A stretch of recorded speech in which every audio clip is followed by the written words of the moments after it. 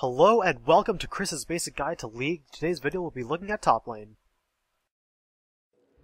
So with the current metagame, top lane is very much similar to mid lane in terms of how you handle yourself during the laning phase. It is a solo lane, meaning that you are on your own versus your opponent. There are a couple of characteristics common to most top lanes. You want someone who can take a bit of damage, someone who can stay in lane and farm as long as possible, and you want someone with the ability to escape. Because since you are alone in top lane for most of the game, and you only have really one exit strategy if someone comes to gank you, you need to be able to sort of create distance between you and whenever you get ganked. Now normally Flash is a pretty good summoner spell for this use, and will help you live at least once every couple minutes.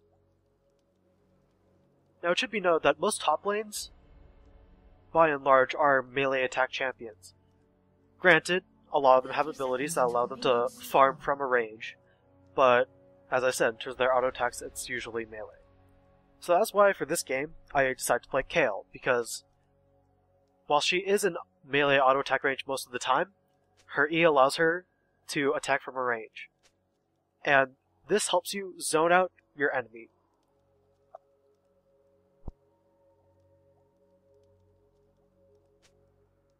So at the start of the game, I bought a cloth and 5 health potions because the enemy team is really heavy on attack damage champions.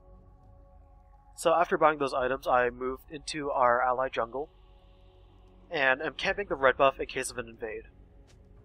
Now, you do this to make sure that your jungler does not end up behind the enemy team in terms of buff control. Usually invades don't really happen, but champions that really excel at invading are things like Shyvana and Lee Sin, so look out for those champions, and just make sure that they don't come into your jungle. Now, I'm really bad at farming as Kayle, but that's okay, because during the lane, I tend to auto-attack the enemy champion a lot. And that is a mechanic, well, not really a mechanic, tactic, that I've described a couple times in both the AP carry and the AD carry videos. You poke down the enemy champion so that they're a bit hesitant to come in to get last hits, because they know that if they come in, they're probably going to end up taking some more damage again. And this is the advantage Kayle really has in top lane a lot of the time.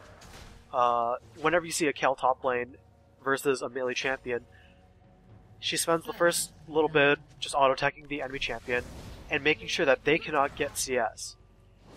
So, since I suck at getting CS as Kayle, this helps me because it also keeps my enemy low on CS.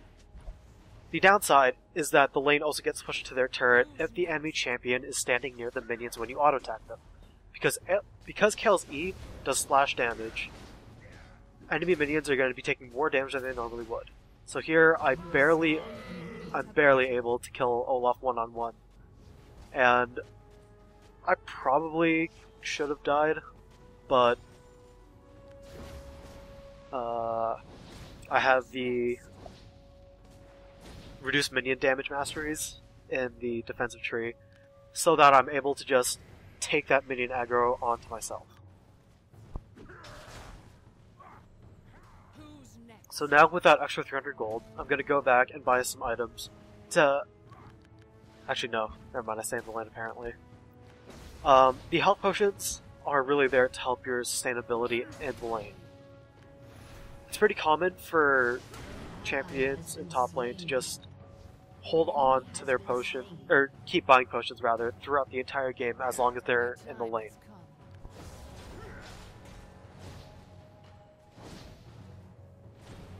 An enemy has been slain. Into the fray. So yeah, right now my lane's just pushed up to the enemy tower, and I'm at half HP, so if Jarvan came to gank me, I would probably die. So now I decide to recall, knowing that Olaf has used his teleport already, and I can sort of manage when I go back versus that cooldown. An eye for an eye. So I bought a Doran's Blade because it gives me health, attack damage, and a little bit of lifesteal, but not enough to really be significant. A ward to watch for ganks, and some more potions.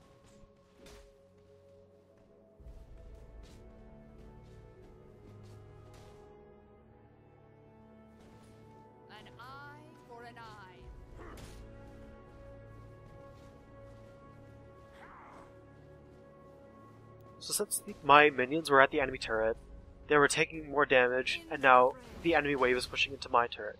Now this is good for me because I already know that I can 1v1 Olaf, and if I keep the wave at my turret, I can poke him down better, because if he wants to come at me, he runs the risk of taking turret damage.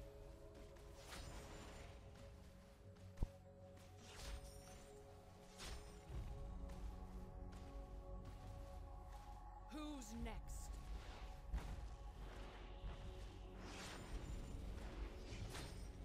In addition to being safer versus my lane opponent, I'm also protected against jungle ganks because, again, if they want to come at me, they're going to have to dive under my turret as well.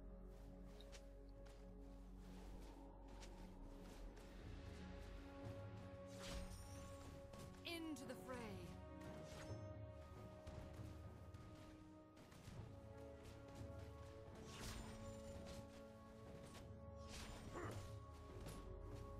An eye for an eye.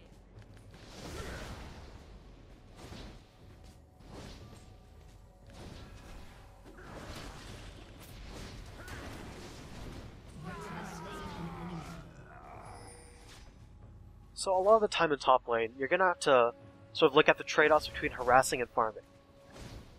Some champions are able to do this, I guess, at the same time. So people like Olaf can throw an axe into the wave to farm it, while also hitting me in the process and getting some damage onto me. But in Kel's instance, however, I can't really attack or last hit minions and hit Olaf unless Olaf is standing right next to the minions that want to be attacking anyways. Lead me to battle. So,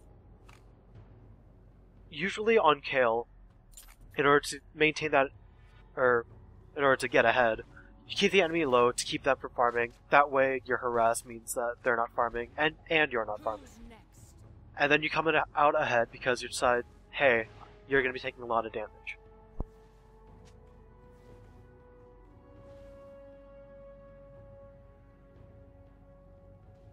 Your time has come.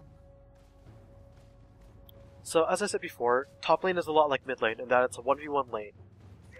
The difference is, top lane is much farther from the center of the map, and as I mentioned in the jungler video,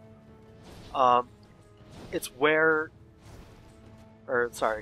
being around the middle of the map gives you mobility around the map, because it's just a shorter distance to get from point A to point B, and you are allowed to sort of exert pressure onto pretty much all the lanes.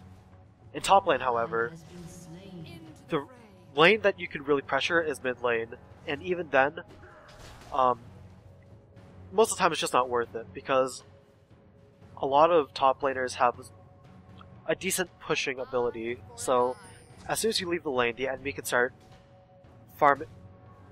push farming the minions, and then you have to go back up to top lane so that you can recover that farm that you missed out while you were gone.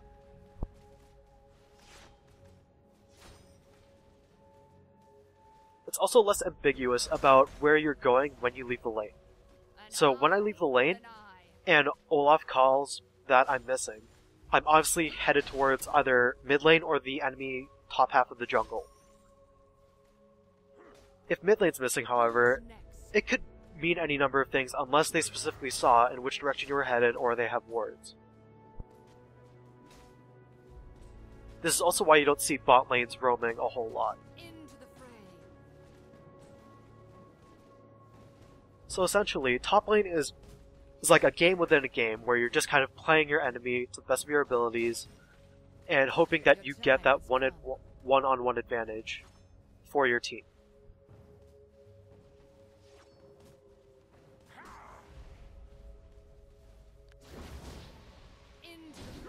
So because of this, top lane is considered to be a quote-unquote snowball lane, meaning that once you get ahead, you're probably going to stay ahead unless the rest of the, or someone else on the enemy team intervenes and tries to bring you back down to their teammates' level.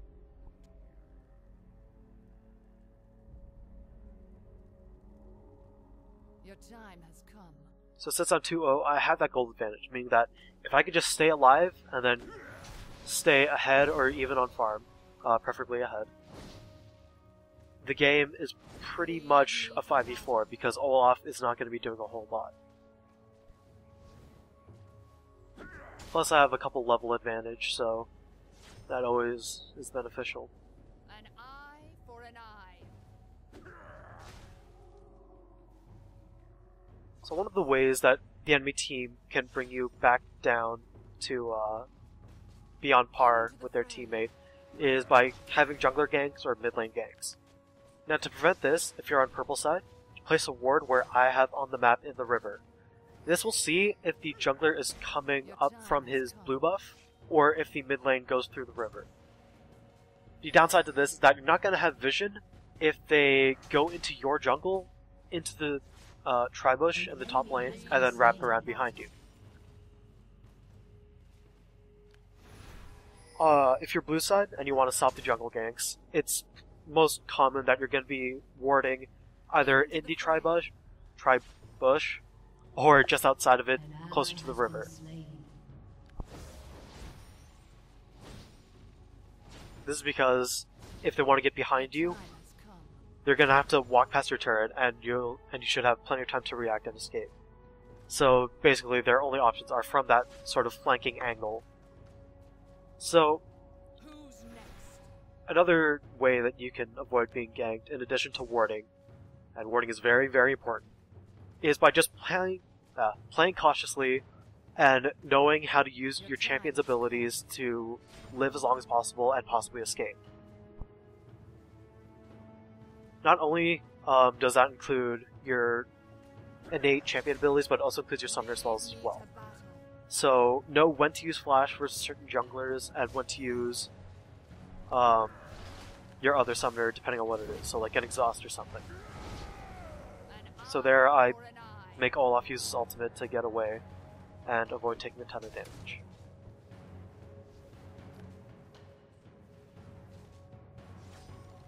Now the downside to me playing as aggressively as I am is that I'm really vulnerable to Jarvan ganking through the lane. So my auto attacks push the wave, meaning that I'm closer to the enemy turret and farther away from my own. So if Jarvan comes up to me and starts to crowd control me with his knockup and possibly red buff slow in addition with Olaf's axes, it's not likely that I'm going to get away unless I use my W on myself to speed myself up and maybe get a bit lucky. So here comes Jarvan through the lane, uses his combo to knock me up into the air. Now, I start running immediately, and I don't use flash right away, because I know that if I use flash, Jarvan can just use his ultimate to keep me trapped. So here I just kind of kite around my turret, use my ultimate on myself a bit early, because they were just backing away. So there goes Jarvan's ultimate, and I don't get a kill onto Olaf or Jarvan. You'll notice that my ignite is still off cooldown, and I could have used it on Olaf, and indeed that is what I should have done, but you make mistakes, you don't react fast enough, and you miss out on a kill.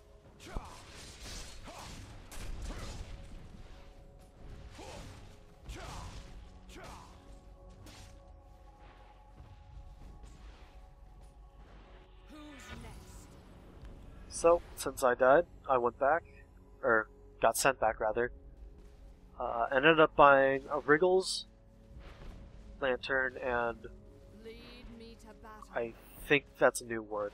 I wasn't paying attention. I apologize. But with my double Dorn's Blades and Wriggles Lantern, I have plenty of attack damage and a little bit of armor to make sure that whenever Olaf tries to duel me, that I'm going to be ahead. Plus the Wriggles Lantern helps with the sustainability of my lane, because auto-attacking with that lifesteal means that I'm healing myself.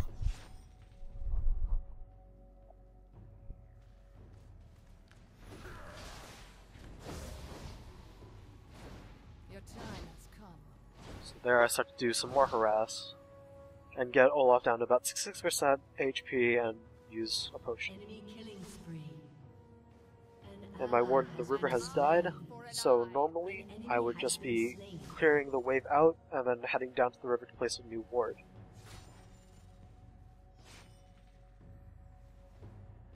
Lead me to battle.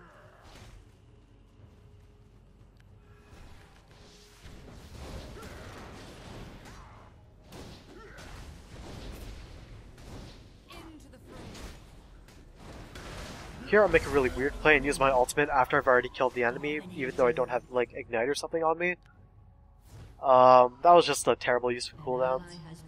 And I instantly decided to recall because it's kind of that, oh shit, I actually just used my cooldown when I didn't have to, and now I run the risk of dying if I were to stay in lane. Who's next?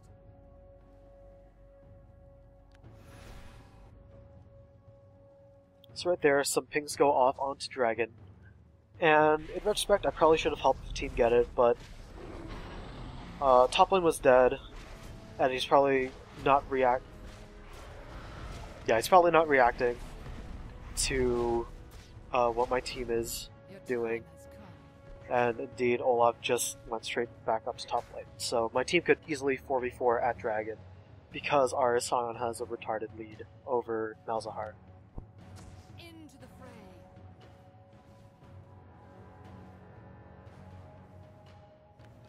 So ideally, in top lane you want to get as farmed as possible, because a lot of the items tend to be a bit more expensive depending on, I guess, the style of top lane you're building. So in top lane, you're going to see a lot of variety in the champions that are there. Vladimir and Kennen can typically be seen as the AP top laners along with Rumble. And then there are also the sort of assassin attack damage top laners such as Talon or Wukong even. The tanky top laners like Volibear or Cho'Gath. And then the bruiser type of top lane where it's midway between, you know, a lot of damage and being really tanky. And there Jarvan gets another knock up, and I die to another lane gank, which is really sad.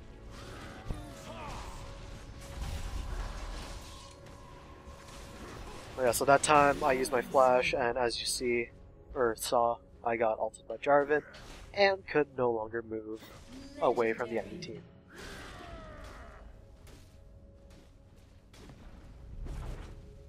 So the downside sometimes to playing Kayle is that you can crush your enemy team top lane so hard that you're just killing them a ton and they're no longer worth any gold. However, when the enemy jungler comes in to gank, you're probably still able to die unless you're really, really far ahead or you have good escapes.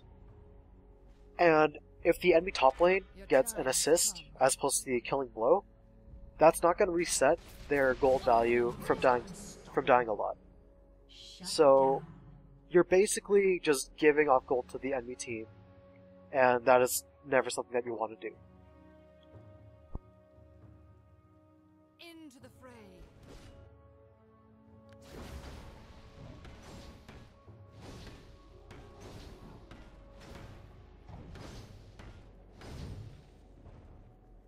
Your time has come.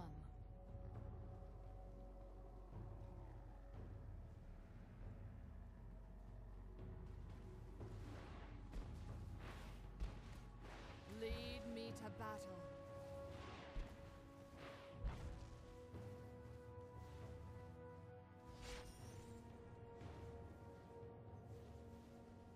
An eye for an eye.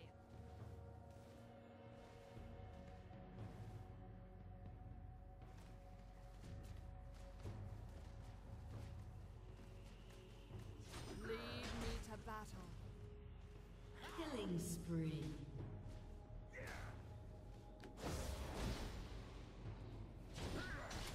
So because top lane tends to snowball a lot of the time you'll see players sort of play more against the enemy top lane rather than look towards the end game.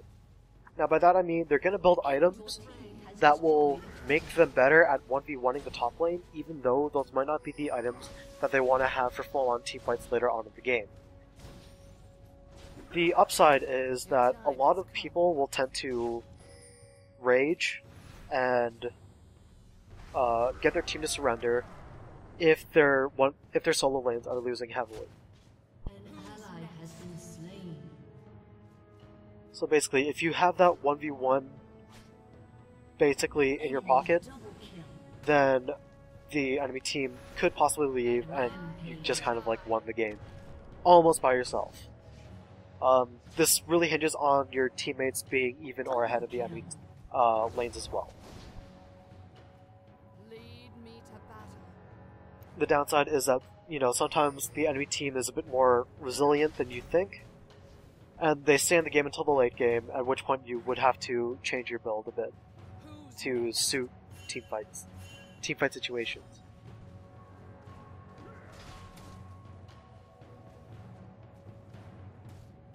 Shut down. Into the fray.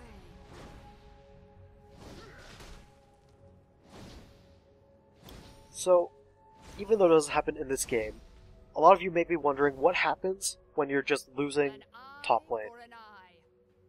And the answer to this is play as passively as possible while not letting your enemy leave top lane and get kills in other places on the map. A lot of champions can last hit undeterred very, very well with abilities or just autos, and there comes Demacia's power. However, Olaf's pretty low, and I get the kill on him and escape. But, anyways. So you want to just play passively and farm up, because you can be behind in kills immensely. But if you're even on farm, that says a lot about the enemy player's abilities. Well, not abilities. Their ability to play the champion. Because if you've died a lot, you spent a lot of time not farming. And if you're even on farm, that means your enemy is really, really bad at killing minions for money. And as I said before in another video, killing minions for money is the main way to get gold. Plus, if you've died a lot without resetting your death streak, your later deaths aren't worth that much gold in the first place. So here we take down top turret, silence goes kill on a drive-in. And now I have a couple of options. I can either continue to stay top lane and just ward the enemy jungle to watch for ganks For an eye. and keep farming, or I can be a bit more useful to the team as a whole and be with them wherever they are on the map and skills Your and time has come. acquire more kills.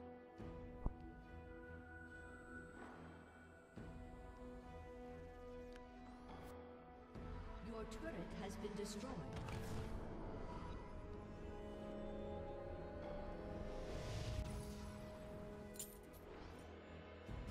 Lead me to battle.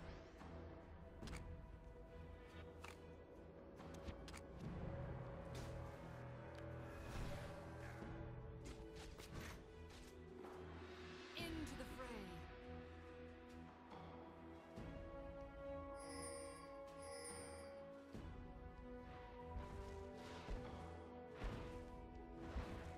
Lead me to battle.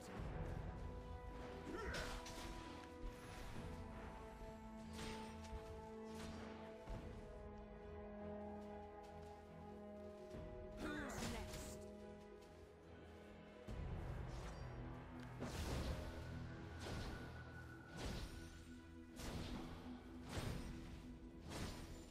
So I think that's about everything I need to cover for this. Generally, if you snowball in your lane, you want to take that advantage and try to end the game a bit sooner, because the longer the game goes, Next. the more likely the enemy is to catch up in items and stuff, because they can just farm all game and get gold that way. Like, they don't need to really leave their base and get kills. If you can just farm minions for money, then you're gonna catch up in items, because there's gonna be a point where the team that has the advantage can't really get more ahead because they have all the items that they need.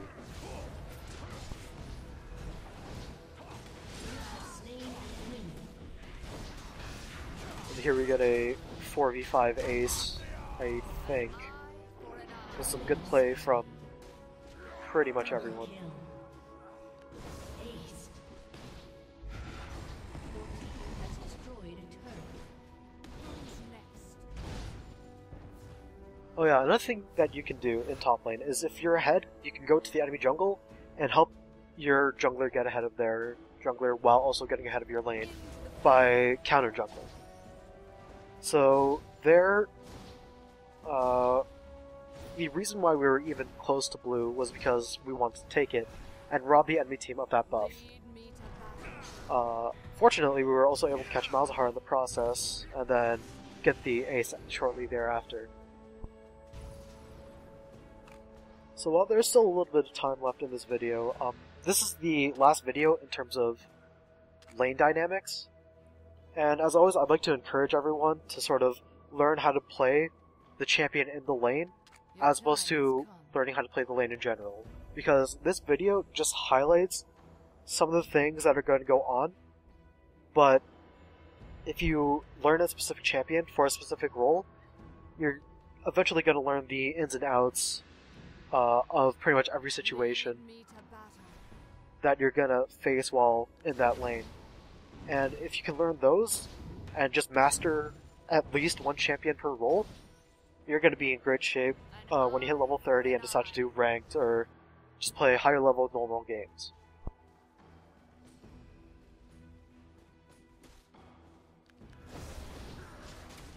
Into the fray.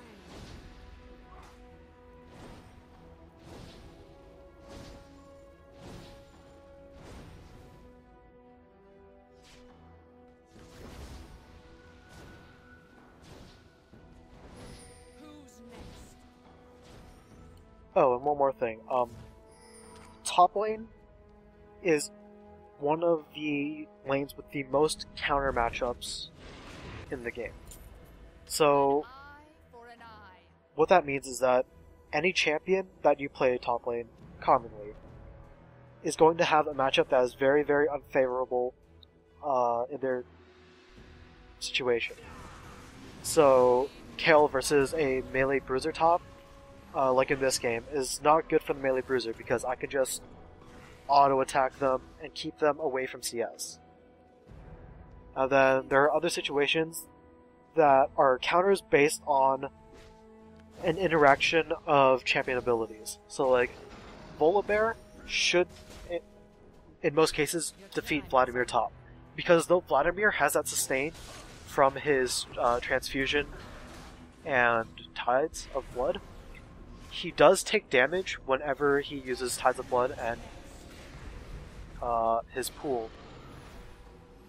And Volibear's W does more damage the more health the enemy is missing, so as you can see, basically Vladimir means that Volibear does more damage. So, in a lot of the champion-specific guides, they're going to go over who counters which.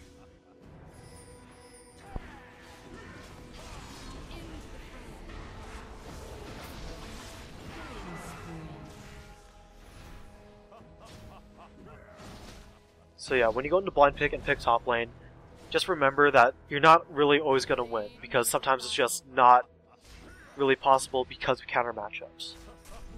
So in that situation, you do what I said about just what to do when you're behind, and that is just farm to the best of your ability and try to feed off as few kills as possible. Your team has destroyed a turret. Unstoppable. Shut down. Your time has come. Rampage. And sometimes it's not just about crushing the enemy lane. You're gonna just want to just farm and then be useful in team fights. So there's the surrender vote. It passes. And I guess that's it for me. I may release another video on a different topic, but that is it for now, and thanks for watching.